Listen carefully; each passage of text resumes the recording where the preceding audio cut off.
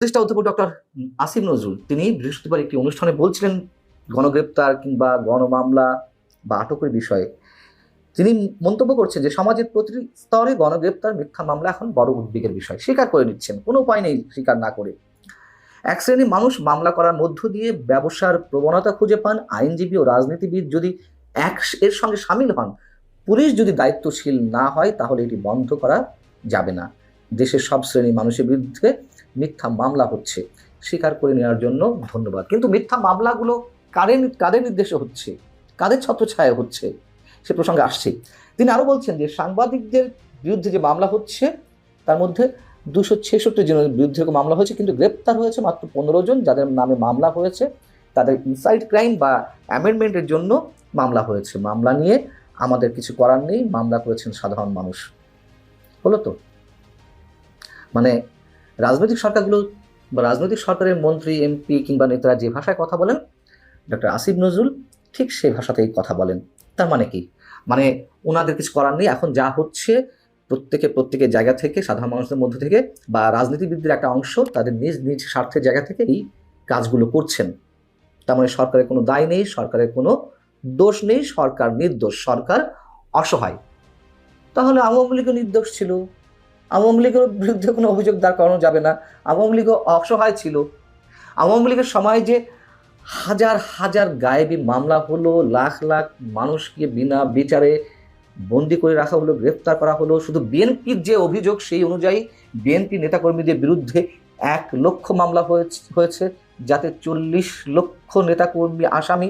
অনেকের তো আদালতের বারান্দায় ঘুরতে ঘুরতে তাদের জামিনের জন্য মাসের পর মাস কেটে গেছে, খাওয়া দাওয়ার সময় পায়নি, বউ স্ত্রী সন্তানদের সময় দেওয়ার সময় পাননি। এই কথাগুলো তো সত্য। তাহলে সত্য হলে ওইখানে আওয়ামী লীগের কোনো দোষ ছিল না। ওই মামলাগুলো গায়েবীভাবে হয়েছে, পুলিশ বাণিজ্য করার জন্য করেছে, অথবা কোনো পক্ষ টাকা মানে অবৈধ উপায়ে টাকা অর্জনের জন্য এই মামলাগুলো করেছে। অধ্যাপক আসিফ নজরুল যে কথাগুলো বলছেন সেই তো বোঝায়, এগুলো তো বোঝায়। তাহলে আওয়ামী লীগ যদি এইগুলো বলে, দোষ কোথায়? যে কোনো একটা তো মানতে হবে। হয় যদি আমরা ডক্টর আসিফ নজরুলের কথাগুলো মেনে নিই, তাহলে আওয়ামী লীগের কোনো দোষ ছিল না। আর আমরা যারা অভিযোগ করছি এই সরকারও রাজনৈতিক সরকারের মতন আচরণ করছে, একটা ভয়ঙ্কর ধ্রুবিসন্ধি সামনে রেখে, যদি সেইগুলো সত্য হয়ে থাকে তাহলে আওয়ামী লীগ দোষী, আওয়ামী লীগকে আমরা আদালতে কাঠগড়ায় দাঁড় করাতে পারবো।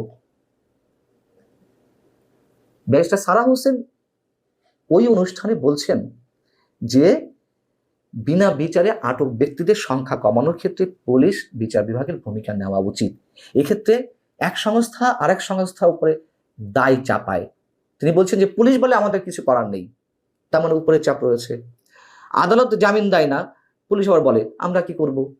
আবার আদালত বলছে যে তাদের উপরের চাপ রয়েছে। এবং এই কথা চরমভাবে সত্য। নিম্ন আদালতের বিচারকেরা, এখন নিম্ন আদালতের বিচারক কেন, উচ্চ আদালতের বিচারকেরাও নানান ধরনের চাপের মুখে থাকেন। এটা প্রিয় হোক অপ্রিয় হোক সত্য কথা। আর নিম্ন আদালতের বিচারকরা যেহেতু নির্বাহী সরকারের আইন মন্ত্রণালয়ের অধীনে, তো তাদের উপর তো চাপ থাকেই। আমরা তো জানি যে কিভাবে রাজনৈতিক সরকারগুলোর সময় সংশ্লিষ্ট মন্ত্রণালয়ের মন্ত্রীর নির্দেশে, তাদের অর্ডারে জামিন কতটা হতো না, সেই জায়গা থেকে কোনো ধরনের পরিবর্তন এসেছে? আওয়ামী লীগের সময় যে এই ধরনের কোর্টকে ক্যাঙ্গারু কোর্ট বলা হতো তো সত্য কথা। এখনো কি তার বাইরে আসতে পেরেছে? সাংবাদিকদের জামিন হচ্ছে না, কেন হচ্ছে না? কি কারণে হতে দেওয়া হচ্ছে না? আমি যদি বলি যে নিম্ন আদালতে জামিন হচ্ছে না বা উচ্চ আদালতের থেকে জামিন দেওয়া হচ্ছে না, মানে এখানে বিচারকদের কি ধরনের ইন্টারেস্ট থাকতে পারে? হয় কোনো লেনদেন, স্পষ্ট করে বলতে গেলে সেটি তো আর হওয়া সম্ভব না। তাহলে ব্যারিস্টার সারা হোসেন যে অভিযোগটি জানালেন সেটি সত্য কিনা যে উপরে চাপ রয়েছে? আমরা ডক্টর আসিফ নজরুলের আরেকটি মন্তব্য শুনে আসি। তিনি বলছেন যে আমাকে প্রশ্ন করা হয় কেন আমি মিথ্যা মামলা বন্ধ করতে পারছি না এবং কেন জামিন দেওয়া হচ্ছে না, ইত্যাদি ইত্যাদি অনেক প্রশ্নে আমার কিছু করা থাকে না। তবে আমরা ব্যবস্থা নিচ্ছি, এই ধরনের মিথ্যা মামলা বা গণগ্রেপ্তারের বিরুদ্ধে বিধান করা হচ্ছে। কিন্তু তিনি সেইগুলো এখন ডিসক্লোজ করতে চান না। প্রকাশ্যে বলতে চান না। কেন বলতে চান না? বললে অপরাধীরা পার পেয়ে যাবে? যদি আদালতের কোনো বিচারক বা পুলিশের কোনো সদস্য অপরাধী হয়ে থাকে, অভিযুক্ত হয়ে থাকে, তারা বিশেষ কোনো পন্থায় যাবে? এগুলো, এই কথাগুলো বলার কোনো অর্থ আমরা খুঁজে পাই না।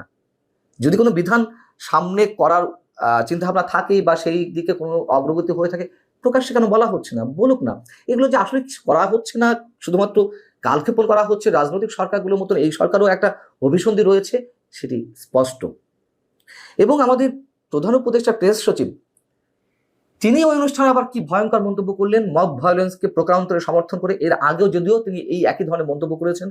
মব ভায়োলেন্স সম্পর্কে তিনি বলছেন যে, যেটিকে মব বলা হচ্ছে, আমি এটাকে মব বলছি না, বলছি প্রেশার গ্রুপ। সেটা তৈরি হয়েছে আগের সাংবাদিকতার ব্যর্থতার কারণে, এবং সেটির তৈরি হওয়ার গ্রাউন্ড কেন তৈরি হচ্ছে, মানে এই মব ভায়োলেন্স যে হচ্ছে, এটির গ্রাউন্ড কেন, বিশেষ করে গণমাধ্যমের সামনে যে মব ভায়োলেন্সগুলো হয়েছে সেই প্রসঙ্গে তিনি বলছেন কেন তারা ক্ষতিগ্রস্ত হয়েছে। গত 15 বছর তো তারা মিনিমাম সিভিল লিবার্টি রাখা হয়নি সেখানে তাদের ক্ষেত্রে, এবং যেহেতু তিনি ক্ষতিগ্রস্ত হয়েছেন বা তারা ক্ষতিগ্রস্ত হয়েছে, তারা এখন কনসার্ন। গত বছরের 28 জুলাই বাংলাদেশের শীর্ষ সাংবাদিকরা যে শেখ হাসিনাকে বলেছেন এদেরকে খুন করেন, পুলিশ কেন গুলি করছে না, কেউ কি বলেনি? তিনি প্রশ্ন করছেন, প্রশ্নের মধ্য দিয়ে প্রকারান্তরে মন্তব্য করছেন, সাংবাদিকরা এই কথা বলেছেন। প্রথম কথা হচ্ছে, তিনি মবকে জাস্টিফাই করার চেষ্টা করছেন। কি কারণে? এই যে মানুষগুলো গণমাধ্যমের সামনে মব ভায়োলেন্স তৈরি করেছিল, ডেইলি স্টার, প্রথম আলো, কালবেলা, তাদের বিরুদ্ধে এই মানুষগুলো তো অভিযোগ জানিয়েছিল যে তারা ভারতের দালালি নাকি করছে। এই জন্যই তাদেরকে উচিত শিক্ষা দিতে হবে। তারা এই গণমাধ্যমগুলোর সামনে জিয়াফতের আয়োজন করলেন, মাংস খাওয়া দাওয়া করলেন, রান্নাবান্না করলেন, এবং গরু জবাইয়ের মাধ্যমে যারা এই কাজগুলো করেছিলেন, যেন শফিকুল আলম একটা একটা করে দেখান তো তাদের মধ্যে গত সরকারের সময় কজন ক্ষতিগ্রস্ত হয়েছেন। আর তারা তো প্রকাশ্যে ঘোষণা দিয়েছে ভারতের দালালির জন্য তারা এই কাজগুলো করছে, যাতে এই গণমাধ্যমগুলো ভারতের দালালি না করে। আর দ্বিতীয় কথা হচ্ছে যে, তিনি যে বললেন যে আওয়ামী লীগের সময় যে সাংবাদিকরা চাটুকারিতা করেছে, তারা আবার বলেছেন নাকি যে সরকারের উদ্দেশ্যে বা সরকার প্রধানের উদ্দেশ্যে যে যারা আন্দোলন করছিল তাদেরকে গুলি করেন, তাদেরকে হত্যা করেন। আচ্ছা, এই কথাগুলো তিনি কোথায় পেলেন? কি উদ্ভট কথাবার্তা! আওয়ামী লীগের সময় সাংবাদিকরা সীমাহীন দালালি করেছে, চাটুকারিতা করেছেন, তারা অনৈতিক সুযোগ সুবিধা নিয়েছেন। সে বিষয়ে আওয়ামী লীগের সময়ে আমি অসংখ্যবার কথা বলেছি। কিন্তু সাংবাদিকরা হত্যাকাণ্ডের সঙ্গে জড়িত, সাংবাদিকরা হত্যাকাণ্ড ঘটানোর জন্য সরকারের প্রতি আহ্বান জানিয়েছিল আওয়ামী লীগ সরকারের সময়। এটা আবার কোন ধরনের উদ্ভট সব ভয়ঙ্কর তথ্য! মব ভায়োলেন্স কেন কমছে না? সরকারের পক্ষ থেকে, প্রধান উপদেষ্টা থেকে শুরু করে স্বরাষ্ট্র উপদেষ্টা, অন্যান্য দায়িত্বশীল ব্যক্তিরা বলার পরেও যে মব ভায়োলেন্স কেন বন্ধ হচ্ছে না, আমাদের বুঝতে বাকি থাকে না। কারা তাদেরকে উৎসাহিত করছে, কারা তাদেরকে শক্তি যোগাচ্ছে। দর্শক, সম্পূর্ণ ভিডিওটি দেখলেন, আশা করি বিষয়টি বুঝতে পেরেছেন। এই নিয়ে আপনার গুরুত্বপূর্ণ মন্তব্যটি অবশ্যই কমেন্ট বক্সে জানিয়ে দিবেন। ধন্যবাদ।